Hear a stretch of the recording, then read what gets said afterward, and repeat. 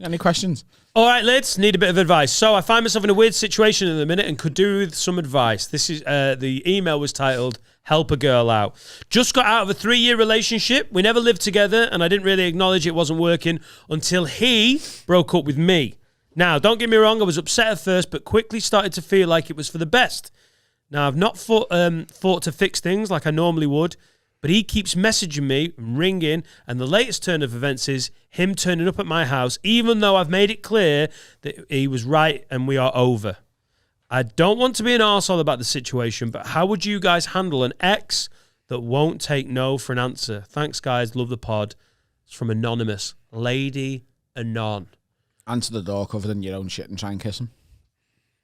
Next question. Say no in a different language. I know. 9.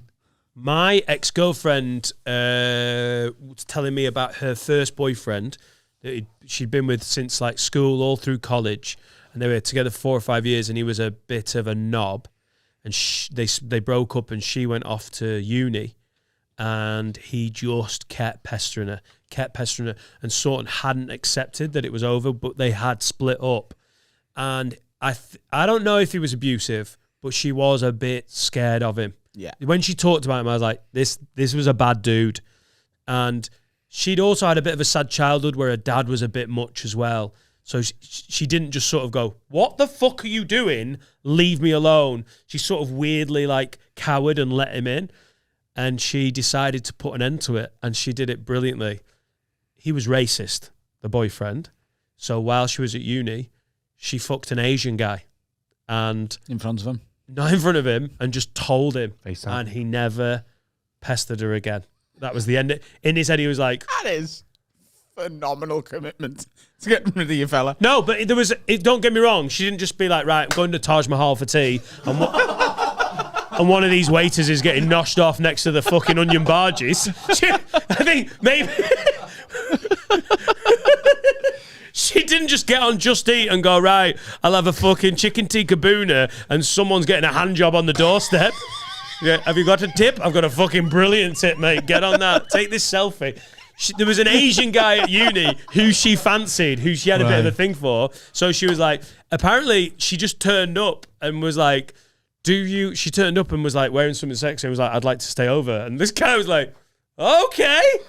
And then the next day, when ex-boyfriend, I think that guy was just fine. She was fucking hot. And when the next day, when ex-boyfriend was like, hi, yeah, you all right? What you been up to?